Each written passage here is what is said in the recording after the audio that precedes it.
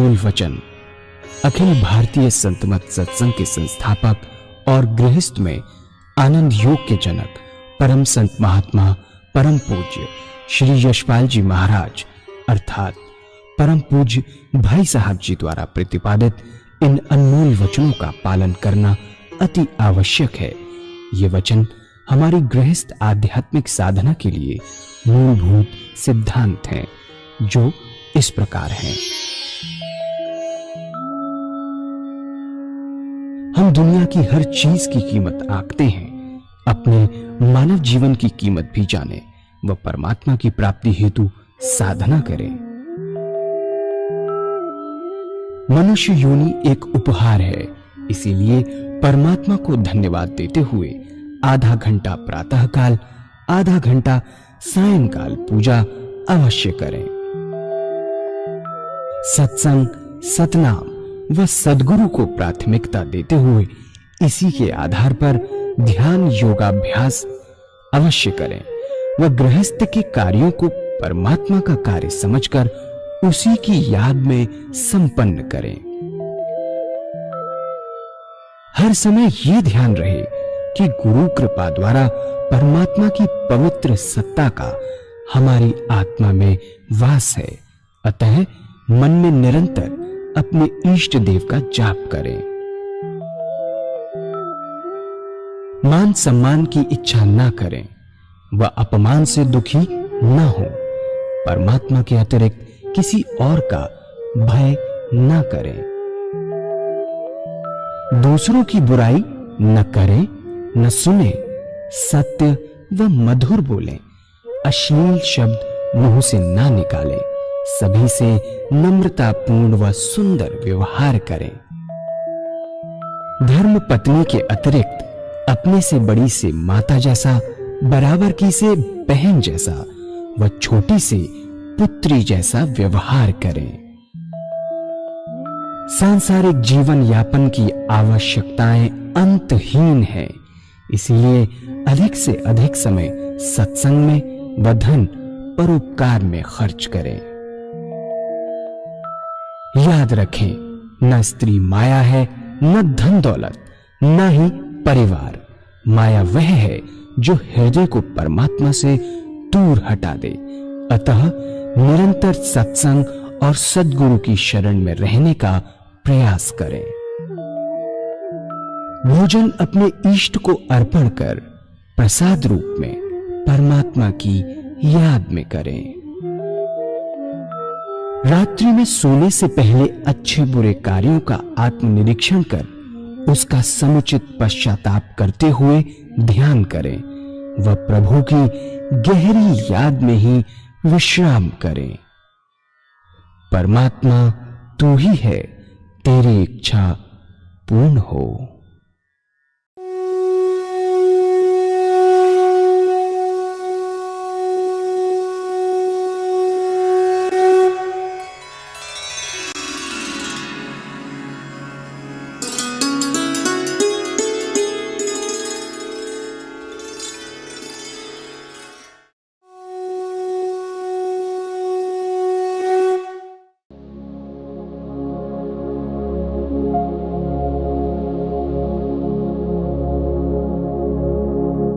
जय सद्गुरुदेव जय पद शरणम श्रेय स्वरूप चरणों शरणम जय सद्गुरु।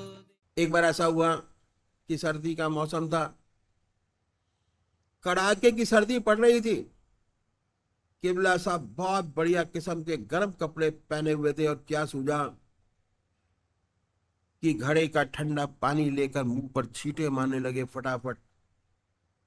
पानी के छींटे से सारे कपड़े भीग रहे थे। इस समय लाला जी महाराज भी चले आ रहे थे। मौलाना साहब ने उन्हें दूर से देखा तो सोचा इस वक्त ना आए तो अच्छा है। लाला जी महाराज ने किबला साहब की ओर जरा देखा और खट से वापस लौट गए, आए नहीं। अगले रोज किबला साहब ने कहा कि मैं यही चाहता था, आपने वही किया, बहुत खूब। ऐसे आत्मा एक दूसरे के निकट आ गई थी कि वही काम होता जो उनके सतगुरु को पसंद था। उनके खिलाफ पैर भी नहीं रखते थे। ऐसे थे वे। महात्मा जी के लड़के को पले की गिल्टी निकाल आई। कितना गुरु प्रेम था, कितना लगाव था। ये सोचा पता नहीं क्या हो जाए, कहीं अपने पीर के दर्शन न कर सकूं। ये तो होता ही रहेगा, जो होना था सो होगा। अपने छोटे भाई को कहा कि डॉक्टर को बुलाओ, दिखाओ और दवा दो। वो रोजाना जाया करते थे अपने गुरुदेव के दर्शन करने के लिए। उन्होंने कहा कि अभी आता हूं, और दर्शन करने चले गए। तब किबला साहब चौंक गए और पूछा सब खैरियत तो है? आपने उत्तर दिया अल्लाह का फजल है। किबला साहब ने फरमाया आप आए हैं तब हम आपके साथ चलेंगे। फिर किबला साहब आपके साथ आए, घर गए और सुबह तक गिल्टी पर हाथ रखे बैठे रहे, जब तक मैं गिल्टी बैठ नहीं गई और बुखार उतर नहीं गया। ऐसे वह सदगुरु थे, ऐसे वो शिष्य थे। दोनों की आत्मा में कितना निकटता होगी इसका अंदाजा लगाना नामुमकिन है। 1 साल बाद पूर्ण अधिकार आपने लाला जी महाराज को अता फरमाया और आज्ञा दी कि मैं चाहता हूं कि आप मेरे मिशन को दुनिया के सामने ले जाओ, पहुंचाओ। उन्होंने अपने आप इस मार्ग में धकेला जबरदस्ती। वह नहीं चाहते थे कि आप अपने पीर के सामने ऐसा करें। लाला जी महाराज में ज्ञान प्रदान था, वो ज्ञान की मूर्ति थे। उन्हें बड़ी गंभीरता थी। लोग कहते थे कि 10, 15, 20 मिनट से ज्यादा उनके पास कोई बैठ नहीं पाता था, इतना तेज था। महात्मा रघुबर दयाल जी महाराज तो प्रेम की मूर्ति थे, प्यार की। उनका जो सत्संग होता, उस सत्संग की कुछ विशेषताएं थी, वह मैं आपके सामने रखूंगा। पहली बात यह थी कि आपका दरवाजा हमेशा खुला रहता। वे कहते थे कि अल्लाह का दरबार है, सब अल्लाह के बंदे हैं, हर कोई आ सकता है, अच्छा या बुरा, कैसा भी व्यक्ति क्यों ना हो, उनके लिए दरवाजा खुला रहता। बिना रोक टोक के आ सकता था। आने की कोई फीस नहीं थी, कोई सब्सक्रिप्शन नहीं था। दरवाजा 24 घंटे खुला रहता था। ये पहली बात थी। और दूसरी बात यह थी कि आप तो देख रहे हैं कि आजकल बहुत बदला हुआ समय है, ताकत है, तकिया है। उनके जमाने में ये कुछ भी नहीं था। सीधा साधा जमीन पर बैठते, वह खुद शारीरिक सेवा भी करते और आध्यात्मिक सेवा भी करते थे, दोनों सेवाएं। यह विशेषता थी। एक पंडित जी थे, वे कह रहे थे कि वे उनके पड़ोस में रहते थे। जब घरवाली गांव चली जाती तो मेरे मकान की तारी ले लेते और बहाना करते कि भाई सत्संगी भाई आते रहते हैं, उनको ठहरने में दिक्कत होती है तो उनको ठहरने में अच्छा रहेगा। लेकिन सत्संगी तो कोई आता नहीं था। क्या होता कि उनकी बहू आती, बर्तन साफ कर जाती, फर्श पर पोछा लगा जाती। जब ये शाम को आते, देखते तो दुखी हो जाते। महाराज से कहते कि महाराज हमारे झूठे बर्तन क्यों साफ कराते हैं, पाप लगाते हैं। तो कहते हैं नहीं भाई नहीं, जैसे हमारी लड़की की बहू रानी वैसे आपकी बहू रानी। इसमें क्या बात है? इतना सेवा का भाव था। उस जमाने में कुआं था, नल तो थे नहीं। मेहमान आते वैसे तो पानी भरने नहीं देते।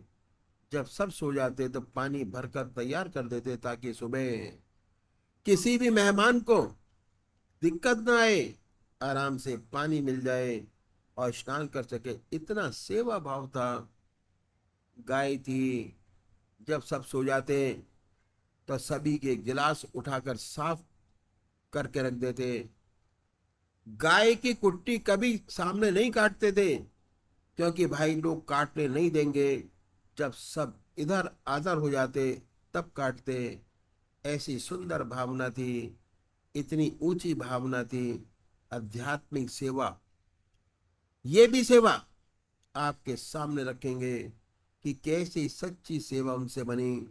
ये तो उनका व्यवहारिक जीवन था और उन्होंने इसको कितना निभाया।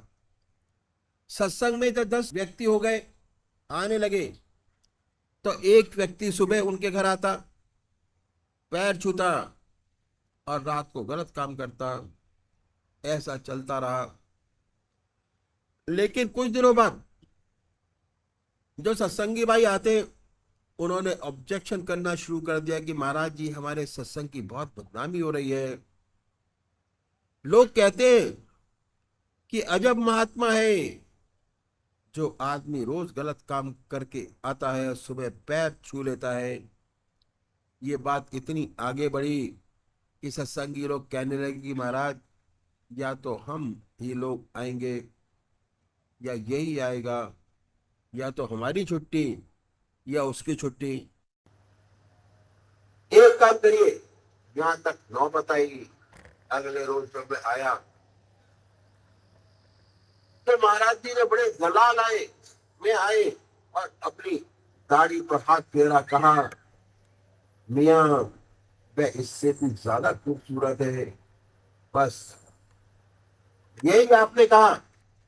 और न मालूम उसने क्या देखा कि हमेशा के लिए उसका जीवन बदल गया। फिर उसने कदम नहीं बढ़ाया, परम भक्त बन गया। सब देखकर हैरान रह गए कि ये वे व्यक्ति है, कैसे बदल गया।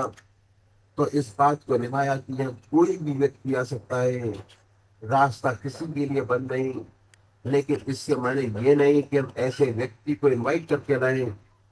सोचे कि मोहल्ले में जितने भी गंदे लोग हैं, सब ले चलो सत्संग को। इसके कुछ समय पहले की बात है। जो एक भाई अब है नहीं, परमात्मा को प्यारे हो गए। सोचा कि सत्संग में आने के बाद उनमें बड़ा परिवर्तन आया। खाते भी थे, पीते भी थे, सब छूट गया, सात्विक जीवन बन गया। कहने लगे कि भाई, ये तो अच्छी जगह है, यहाँ तो आके जिंदगी बदल जाती है। उनके मोहल्ले में एक सबसे बड़ा गुंडा था। सोचे इसको भी ले चलो, अगर ये ठीक हो गया तो बड़ा अच्छा काम होगा। और बृहस्पतिवार के दिन सत्संग में लाकर बैठा दिया। अब उसको बैठाया कि वातावरण ही बदल गया, सत्संग का माहौल ही बदल गया। महाराज जी ने चारों तरफ देखा, निगाह दौड़ाई तो देखा कि नया आदमी बैठा है। उसकी तरफ गौर किया। सत्संग समाप्त हुआ, प्रसाद बांटा। वह तो प्रसाद देने के बाद चला गया। कुछ लोग रह गए। तो पूछा कि इसे कौन लाया था। बोले, साहब, मैं लाया हूँ। महाराज ने कहा कि अच्छा, इसमें आपने क्या खास बात देखी। ईश्वर भक्त है, बड़ा जिज्ञासु है, बड़ा भक्त है, क्या बात आपने पाई जो इसे आप यहाँ ले आए। वह बोले कि पूजा पाठ तो कुछ नहीं है, मोहल्ले का सबसे बड़ा गुंडा है। मैं इसलिए लाया था कि अगर ये ठीक हो गया, सुधर गया, तो मोहल्ले गुंडों से साफ हो जाएगा। आपने फरमाया कि खैर कोई बात नहीं, ले आए तो ले आए, कोई फिक्र की बात नहीं, पर अब इसे इनवाइट मत करना। आपने उसको दरवाजा दिखा दिया। अब उसे दरवाजा दिखा दिया, बराबर आता रहेगा, नहीं उसके भाग में नहीं है तो नहीं आएगा। उसकी मर्जी पर आप उसे छोड़ दीजिए, लेकिन मैं नहीं आया। इसलिए इसका मतलब ये नहीं कि ऐसा मैला कपड़ा लाए कि साबुन घिसते ही रहे, पता नहीं साफ हो पाएगा कि ना हो पाएगा।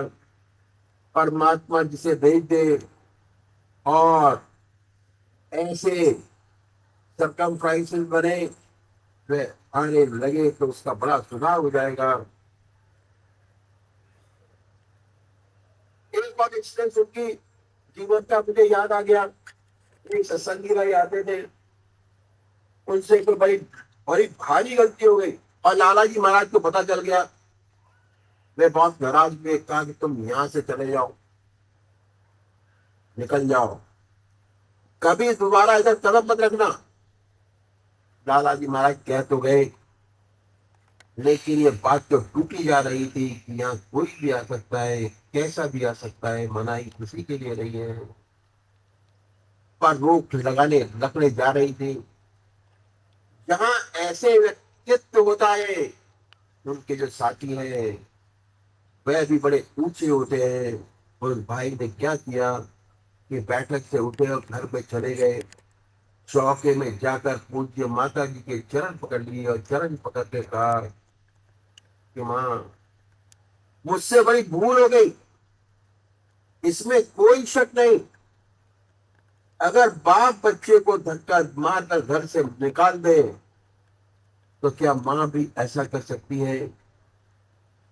माँ ने उत्तर दिया, नहीं, तब नहीं निकलोगे, हरगिज नहीं। माँ अपने बच्चे को नहीं निकाल सकती। चौके में बैठा दिया और ये भी नहीं पूछा कि क्या हुआ। सत्संग खत्म हुआ, लाला जी महाराज घर के अंदर आए, देखा कि ये साहब चौके में विराजमान है। बोले, अरे तुम यहाँ कैसे? माँ बाहर आई और बोली कि बाप नालायक बच्चे को धक्के मार के घर से बाहर निकाल सकता है, लेकिन माँ का हृदय अपने बच्चे के साथ ऐसा नहीं होने देख सकता। यही रहेगा। लाला जी महाराज आंखों में आंसू आ गए, उन्हें होश आया, कहने लगे, देवी आज तुमने हमें भी बचाया और हमारे सत्संग को भी बचाया। ऐसा जीवन था लाला जी महाराज का एवं पूज्य माता जी का। जो लाला जी, जो लोग आपके संपर्क में आए, ये वही बता सकते हैं कि क्या अनुभव हुए। ये तो बहुत थोड़े जो सेवक को पता चल सका आपके सामने रखे। लाला जी महाराज के गिने चुने लोग को तैयार किया और ये कहते रहे कि मुझे ऐसा कोई भी नहीं मिला जिसको मैं अपनी सारी विद्या प्रदान कर सकता। बड़ा अफसोस था। कई लोगों को प्राप्ति हुई जिन्होंने बड़ा काम किया। ये जो आपको नजर आ रहा है, ये उनका लगाया हुआ पौधा है, फल फूल रहा है। कोई बहुत अभ्यास नहीं कराए, ऐसे ही सोबत में दे गए। एक भाई ने अपने जीवन की घटना सुनाई, कहने लगे कि आप किस्मत समझो कि आप बड़े भैया दत्ता जी महाराज के चरण में पहुंच गए। उनके मुकाबले का कोई महात्मा नहीं है। बहुत फॉर्चुनेट हो, भाग्यशाली हो, लेकिन याद रखना, उनके चरणों को छोड़ना मत, सब कुछ पा जाओगे। बड़े दर्द भरे दिल से ये बात कही कि महात्मा रामचंद्र जी महाराज की हमारे ऊपर बड़ी कृपा थी। हम तो उनके पड़ोस में रहते थे। उस वक्त लाहौर में पढ़ रहा था और मुझे ताश खेलने का बड़ा शौक था। ताश खेलते और छुट्टियों में जो घर आते तो लाला जी महाराज कहते कि भाई देखो, ताश नहीं खेलना चाहिए, बहुत खराब चीज है, ताश खेलना बंद कर दो। हम ये समझते हैं कि हम तो लाहौर में हैं, क्या पता इन्हें। झट कहते कि ताश नहीं खेलता। ऐसे दो चार बार हुआ, फिर महात्मा जी ने कहा कि भाई ताश नहीं खेलना चाहिए। नहीं माने, कहने लगे कि नहीं खेलते। तो बोला, अच्छा इस तारीख को इनके साथ कितनी बार खेला, उस तारीख को फलाने के साथ कितना पैसा खराब किया। जब ये कहा तो उनके पैरों पर गिर गए। ऐसी उनकी हमारी ऊपर कृपा थी, लेकिन फिर भी हम उनको समझ नहीं पाए, दिल से बात कह रहे थे। एक बार का वाक्य हुआ कि उनके बहनोई रामपुर निवासी रामगंगा में, रामपुर के पास जब रामगंगा चढ़ती है तो उसमें भंवरें पड़ती हैं, और उन्होंने, उनके बहनोई साहब को तैरने का बड़ा शौक था। बारिश हुई, बड़ी बात आई हुई थी, ये अपने दोस्तों के साथ तैरने गए। उनके बहनोई तैरते तैरते एक भंवर में फंस गए।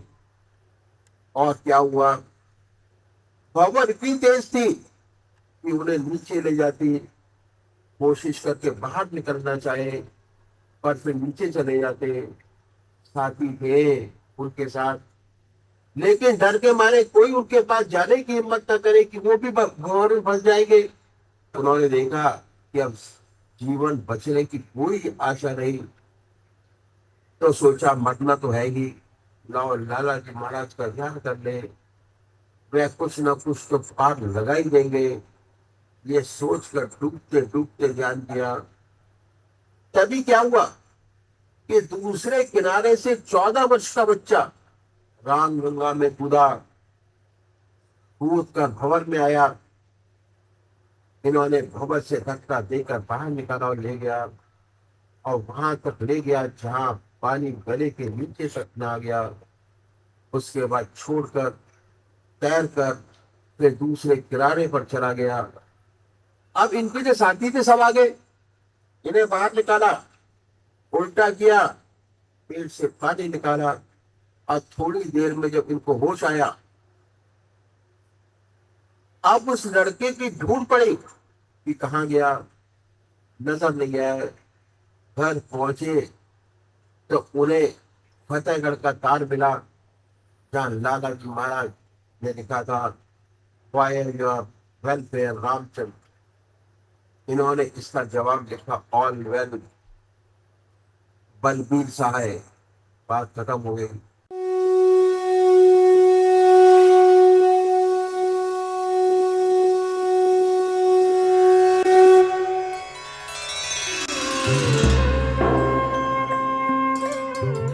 ध्यान योग के कार्यक्रम आनंद योग से निशुल्क जुड़ने के लिए संपर्क करें 9810239677।